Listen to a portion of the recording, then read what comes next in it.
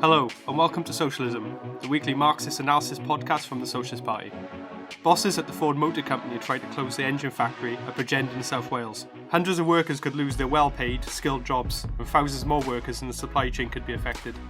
The closure threat follows a series of high-profile crises in industry and retail, and Ford's own record of whittling down its workforce in Britain.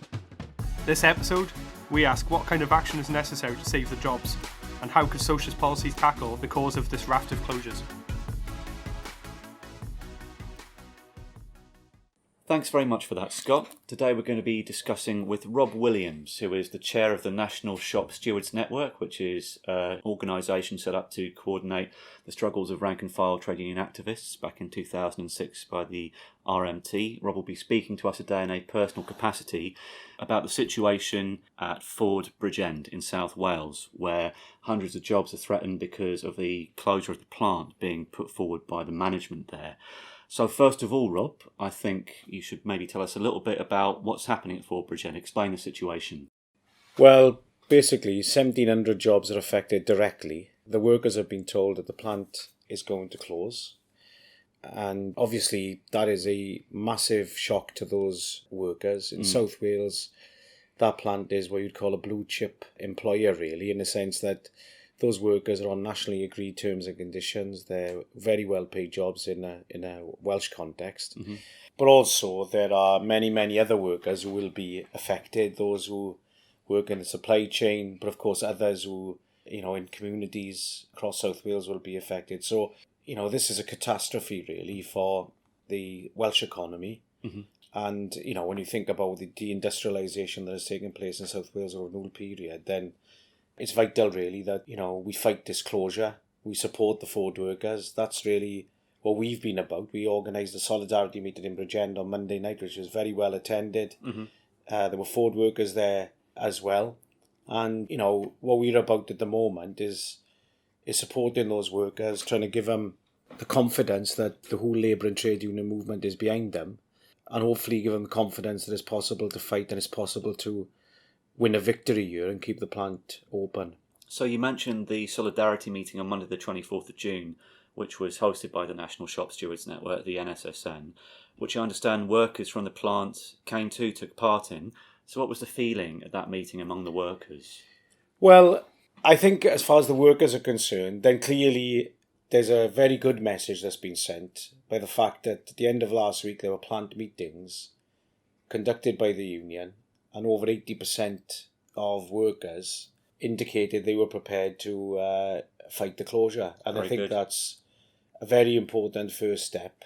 However, I think action needs to be taken now. And what I mean by that is, as an ex-Ford worker, I know as well that Ford like to throw money at a problem. And that's certainly the case now. They're coming up with what they think is a very good redundancy agreement. Mm-hmm. But of course, our position is that the best redundancy agreement is not as good as a job. Yeah.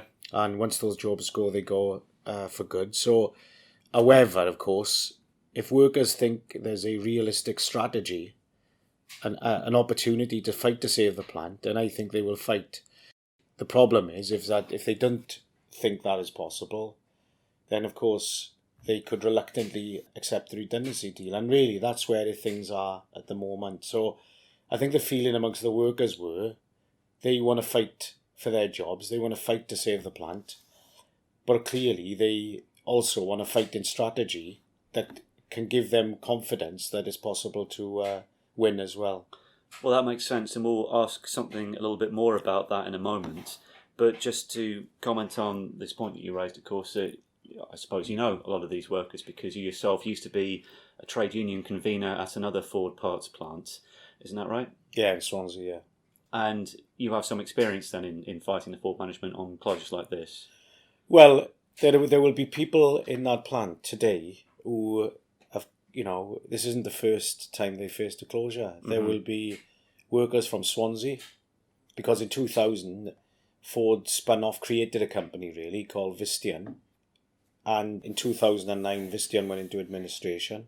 There was an heroic struggle by workers in Visteon plants to win a redundancy because we were facing statutory redundancy 10 years ago. Should have been no money at all. Well, it would have been about £10,000, I think, at the time. For years and years of service. Exactly. And being a ex-Visteon worker, then my pension, like theirs, is in the Pension Protection Fund, which means we have reduced retirement benefits. But we then conducted a 5-year campaign against Ford because Ford made us a promise that when we were spun off, we would have what they called Ford mirror terms and conditions, for the rest of our lives. Sure. Well, of course, as far as we're concerned, that meant pensions as well. And they certainly, to us, give us that promise and that guarantee. But that struggle, heroic struggle really, by Visteon pensioners and workers, resulted in us winning about 28 million quid off Ford to supplement our pension in the Pension Protection Fund. I think what's important to know about what happened 10 years ago is that was a period of struggle, really, because the early part of that year, the Lindsay Oil Refinery construction workers took unofficial national action against the race to the bottom. We had the Visteon workers took action, including occupations. Yeah. And I myself, because our plant had been sold off about a year or so earlier, I worked for a company called Linamar, and I was sacked by that company. And why was that? That was, well, really just doing my job, really, as a union convener. It was blatantly anti-union. But what was great is that through a massive fight, really, centrally by my members who were prepared to take indefinite strike action, and also a fantastic national and international solidarity campaign, I was able to win my reinstatement.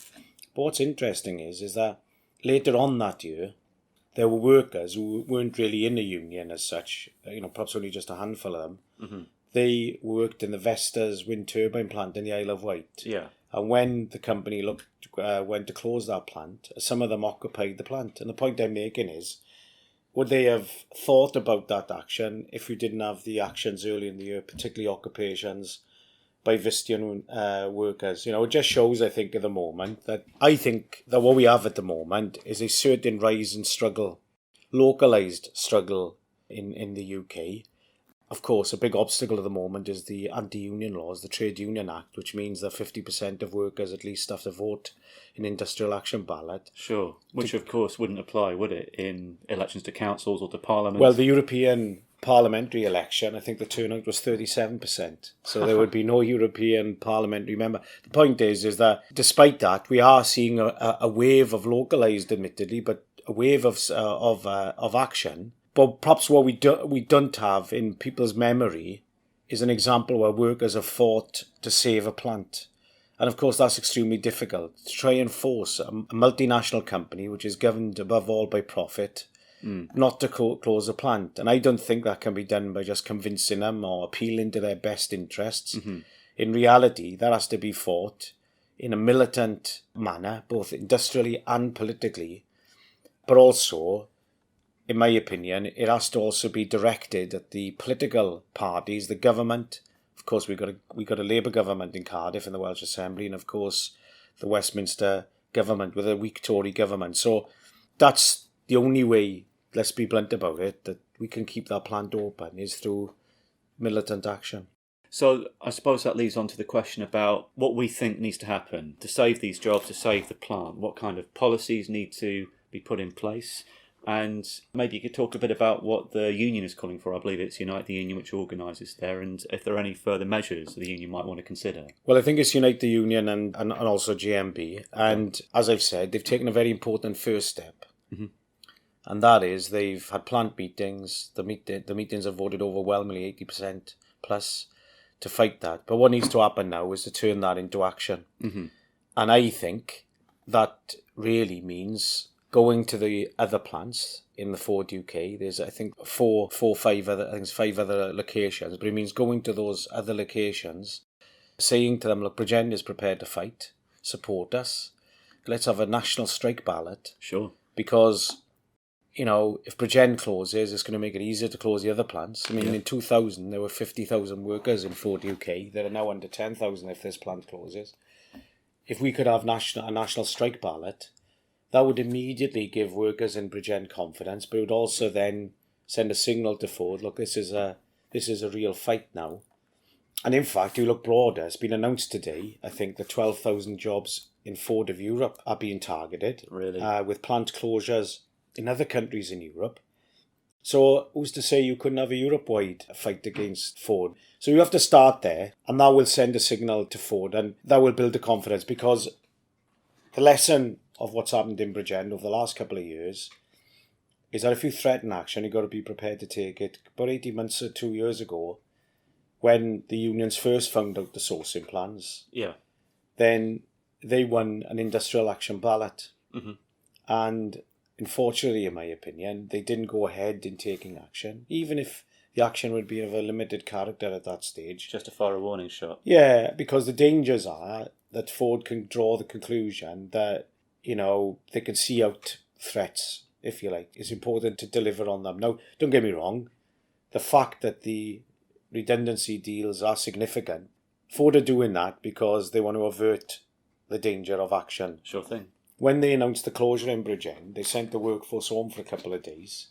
That's not accidental. They were frightened the workers would take things into their own hands, in my opinion. And so they didn't want them together where they could organise and discuss. Exactly, and they didn't want them to take action. So industrially, I think that's a key aspect. And the other thing I would say, though, that the unions have to make it clear to Ford management that while this is on at the minute, then it won't be tolerated if management tried to lift machinery out of the plant. That while this is in dispute, while this is not resolved, then no machinery will be allowed to take out to the plant. Again, because that would be sort of a clear indication that closure is... Yes, exactly. And machinery. And management in reality would be using that to condition the membership. There's no point fighting, there's nothing here, you can have an empty building. So again, it's sending a signal to management. We're not going to play by your rules. These are our rules. And the most important rule we have in the locker is that this plant must survive. This is an emergency situation. The plant must survive. So too the jobs and the community behind it. And of course, the management clearly has indicated, Ford has indicated that it has form on all these issues, like you said, with the previous attacks on Visteon and Linamar. And of course, we would make the point that the workers' struggle, which won the £20 million back in the pension fund there, indicates that they can't have it all their own way if the trade unions are willing to fight on that. But I think a lot of people will be asking, is there anything that the government could do in this situation? We've been quite clear, I think, is that it's a dual strategy here. Alongside the industrial action programme that's required, we also have to be clear that we also have to put demands on the governments. Sure. And that is that if necessary, these plants should be taken into public ownership, they should be nationalised. And of course, how do we put pressure on the Tory government to do that? Again, a weak and divided Tory government that basically doesn't really have a Prime Minister at the moment. Imagine if the Welsh Assembly government said, we are not prepared to allow this plant to close. The Welsh Assembly government a couple of years ago nationalised Cardiff Airport to the tune of 50 million quid.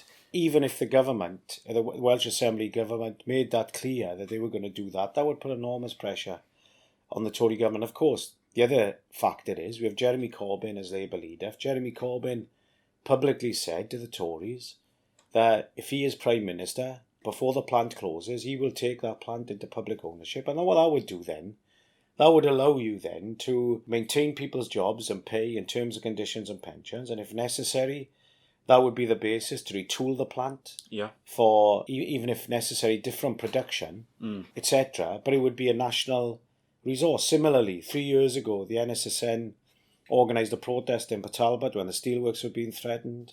We called for that to be nationalised. Lo and behold, even David Cameron accepted that it might have to be temporarily nationalised. So that was the Tory Prime Minister at the time, accepting public ownership as a possibility. And that was because of the pressure of the situation. And similarly now, then it was the EU referendum, now it's the Brexit crisis. The fact is that there is a huge political pressure on the government, and that has to be mobilised. We have to put demands on them through the labour and trade union movement at this time. And even today, you look at the news this morning, there's a debate out there about nationalisation, about energy, about transport, etc.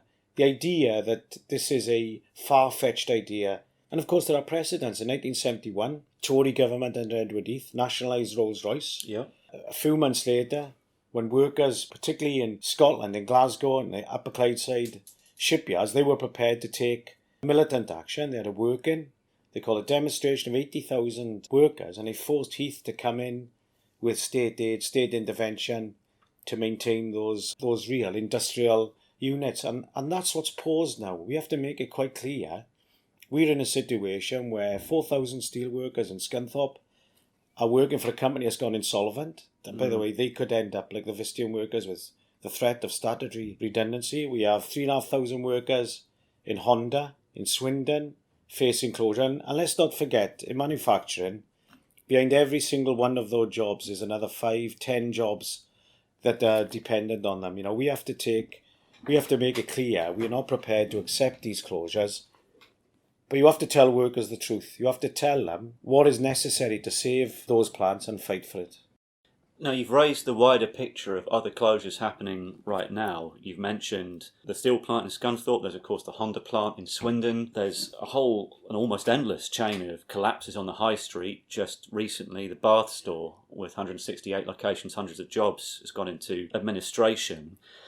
So with all of these closures happening, I think a lot of people will be asking, well, what can we do about this? Is there an alternative system which could defend these jobs, which could actually produce something useful from them? What are we putting forward there? Yeah, I mean, absolutely. I think the thing is that, it is the responsibility of the labour and trade union movement to put forward a coherent alternative, because at the end of the day, what we can't do is appeal to the better nature of the capitalists. The capitalists are showing us right before our very eyes, they don't have a kinder, nicer side to them. They're governed ultimately by profits, and they're prepared to wreck communities. You look at South Wales, we have had, since the rundown of the mining industry, we've had waves of, quote, new industries, whether it be plants like the Ford plant, electronics, etc. And they've stayed as long as the government subsidies have lasted in some occasions, and then disappeared. The problem is we can't trust these multinational companies to put the common interest above their own narrow interests. I'm a socialist. I believe in a socialist alternative, but what is a socialist alternative? It sounds very dramatic when you pose it like that, but what are we really talking about? What we're talking about is taking the basic levers of the economy into public ownership, out of the hands of the capitalist owners who are only interested in the short term, to nationalise industries, transport, energy, and then to have, on the basis of that, to have a plan of production for the first time ever to actually look at the needs of society. And if someone says, well, there's an engine plant in Bridgend that's making petrol engines that no one wants, that type of industry is bad for the environment, etc. Well, what you don't do is what they want to do is economic vandalism, is rip it up, rip it out, get rid of it. Lose all the skills in the plant. Exactly. As well. So what type of society could then look at it afresh, look at marry the productive capacity with the needs of society? Capitalism is incapable of doing that. It's utterly incapable. It's only a socialist society based on that public ownership. And of course, if you go to workers in the abstract and raise these issues, then it can appear far-fetched. But when you argue it in the real issues that face them and make it clear about a different type of society in terms of jobs, housing, health service, education, etc., but based on how you defend those jobs, save communities, I'm sure and I'm confident it can appear as the most rational alternative, rational way of doing things out there. But of course, it's still a leap of imagination the workers, need in a way. So therefore, we have to put it over in the way that we are to show that it's essential to protect workers' futures for their communities and their families. That's the job at hand. Now, of course, what I'm saying here is we want to fight tooth and nail to save every job, every plant that's out there. Yeah. And if that means that we force, under pressure, Ford to continue up Bridgend, great. We want those jobs to continue.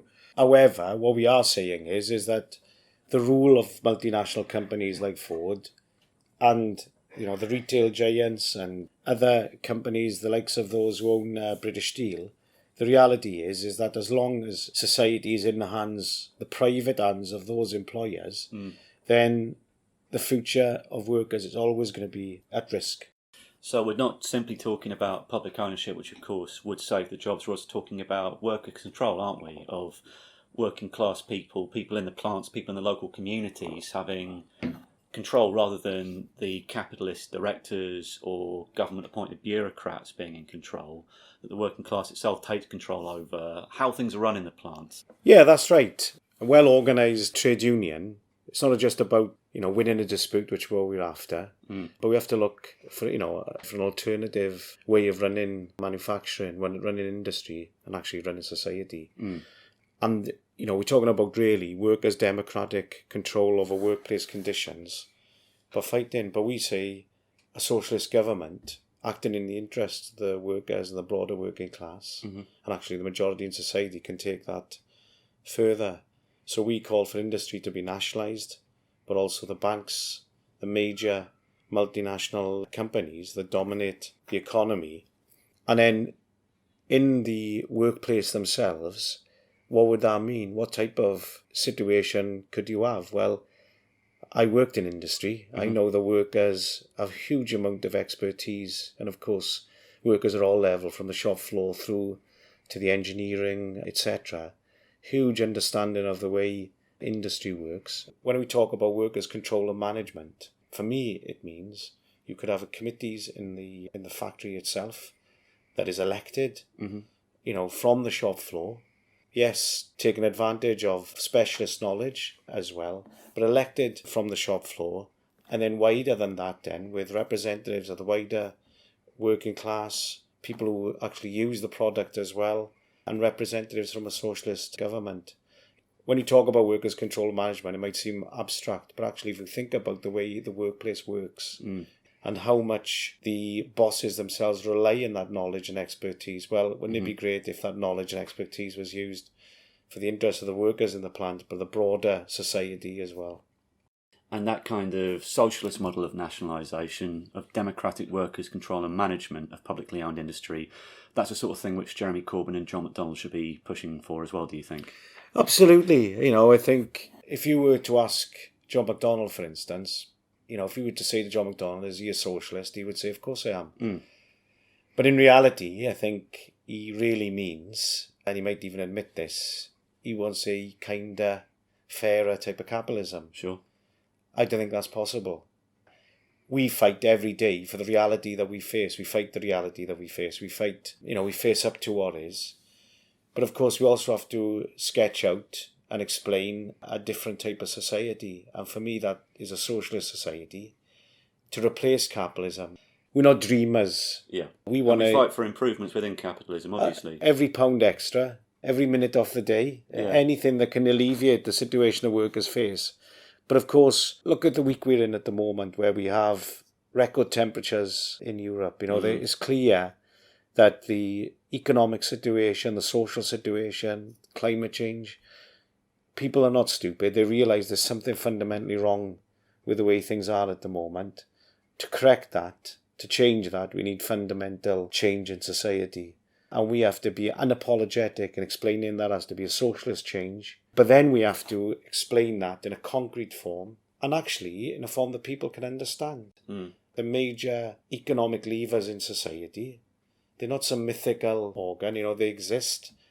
But how can they be controlled and managed by the majority in society? And the fact is, what happens now in any factory, any workplace, is that you have a distant management, distant employers that rule through a management in the company. Wouldn't it be better to do it fundamentally different? In South Wales, like a lot of other mining areas, workers had experience of, they thought after the war that socialism had arrived. Sure. That you had the National Health Service, which of course, the figurehead behind that really, the politician behind that was an Iron Bevan from the South Wales valleys. But also in terms of the coal industry, the mining unions had it inscribed on their banner for decades about the need to take the coal industry into public ownership, to nationalise it. But the form of nationalisation that was used meant that the coal industry was like an island of socialism within capitalism. And it was very much, first of all, you had astronomical compensation of the mine owners, many of whom ended up as managers in the coal industry. And you're right, it still ended up as a state-owned capitalist company in reality. Yeah. And that showed that it wasn't possible to do that. That, I think it's been described, we almost had a quarter of a revolution in Britain after the war. But as long as the main levers are in the hands of the capitalists, they bided their time, waited for things to turn in their direction, and then, of course, they've ruthlessly, over the last few decades, tried to turn the clock back in terms of privatisation and, of course, the latest instalment of the austerity offensive. So you're right, we don't want islands of socialism in capitalism. We want... Because they won't survive. No, we want a socialist society based on nationalised industry of workers' control and management, the workers with their expertise and knowledge, workers' control and management as part of a plan of production for the benefit of all in society. And you've mentioned the ruinous effect which these closures could have on local communities. So how is the situation, the crisis at Bridgend viewed in the wider population there? Well, I think there's been fantastic support. We've been out there campaigning and there's been tremendous support for the plant. I mean, I think people realise, that South Wales, many of these workers will live in rundown communities of high unemployment, etc. Those, like I say, those jobs are seen as very good jobs, but really, we want a society where those jobs are the norm and not the exception. And of course, those jobs will disappear should the plant close. So there's anger there, and I'm confident that if the unions called a demonstration in Bridgend or in somewhere in South Wales, there would be a huge response. There's a sense, I think, in South Wales of we are losing something fundamental here. So that's the importance of it, really. So you've touched on this point already, but this is taking place, this struggle, at the same time that young people across Britain and across the world are taking action against climate change. And as you've mentioned, clearly motor vehicles are one of the sources of pollution. Can these issues about saving the jobs and fighting climate change be brought together? Yeah, absolutely. They are not mutually exclusive. The challenge, I think, for both the labour and trade union movement and young people fighting climate change is don't let the capitalists and their representatives divide us, because they will. The fact is, the people who are responsible for climate change are the multinational companies that put profit first. It is possible to have productive, efficient manufacturing industry producing things that allow people to have a decent life, but also don't threaten the environment. But of course, what's essential for that is that we take those industrial units into public ownership. It's not possible to force the capitalists to become cleaner. Yeah, it threatens their bottom line. It is, and if necessary, they'll go to a different country with minimal regulations to do that. Less trade union type organising. of exactly. So, now, of course, workers will say, well, hang on, my job is here. That's the one thing I've got guaranteed. And therefore, how do you deal with those fears? You have to say, look, our position is we want to take you into public ownership, out of the hands of the multinationals. We guarantee your job, we guarantee your income and pension, but then we want to look at if that work threatens the environment, well, let's have a proper, rational discussion involving the whole workforce, the community, etc. What other work, if you like, can be done? What other products can be made that actually enhance, that don't threaten the environment? And one example, of course, in a different context, was the workers in Lucas in the 1970s who were, I think, making defence products, but we've been company, that's but right. we're being threatened at the time with closure, etc. And of course, the shop stewards put forward a plan called the Lucas Plan that looked at making products for the common good, if you like. Yeah, and it showed that buses and wheelchairs. Exactly, and it showed that it's possible. We know that we need things out there that benefit people, renewable industries, electric cars, all the rest of it. But I think it's only that type of socialist approach which will work. And of course, linking up struggles within the trade union movement is what the National Shop Stewards Network exists to do, isn't it? And you've got a conference of the NSSN coming up on the 6th of July. Yeah, Saturday 6th of July in Conway Hall in London. It's there for everyone, really. If you're angry about what's happening in society, if you want to get rid of all the Tories, now the mayor's gone, whether that be Boris Johnson or Boris Johnson trying to divide workers at the moment, but is a charlatan, is the establishment's establishment representative. We got Jeremy Hunt, who's taken on the NHS, has tried to ruin and privatise the NHS. Yeah. So we want neither of them. We want a totally different government. If you want to join us in that fight to get rid of the Tories, great. If you're involved in an industrial dispute or want to know about the disputes that are going on, want to build solidarity, ask for solidarity, come to this conference where you can learn from other reps who are doing exactly the same thing as you. And if you're a young person, perhaps don't even know what a trade union is at the moment, come along, take part in the conference. If you want to talk about how we stop climate change, but also the role the organised working class can play in that. The organised working class is the most potentially strongest force in society that doesn't just fight for terms and conditions, doesn't just fight for pensions, but properly mobilised with the correct ideas can also fight for a different type of society. So, but that conference is on. It's only £6 to come to that conference. Come along. It's a fantastic event. And so that will be under the headlines of kick out the Tory government, fight for higher pay, and defend all the jobs, stop the job cuts and closures. Absolutely. Rob, thanks very much. Now here's Scott with some of the details of that conference. Thanks, James. The 2019 conference of the National Shop Stewards Network is open to all trade unionists and anti-cuts activists. It takes place on Saturday the 6th of July from 11 a.m. to 4:30 p.m. at Conway Hall, 25 Red Lion Square, London, WC1R 4RL. Registration is £6. You can pay on the day or make a check out to National Shop Stewards Network and post it to NSSN, PO Box 54498, London E10 9DE. Trade union branches can also delegate members to vote on motions and for the National Steering Committee. You can register in advance by emailing info@shopstewards.net or on the day. And for all the latest trade union news, sign up to the NSSN bulletin at shopstewards.net. Socialism is produced by the Socialist Party. You can find out more about joining the fight back at socialistparty.org.uk. This week we heard from Rob Williams speaking to James Ivans, and I'm Scott Jones. Till next time, solidarity.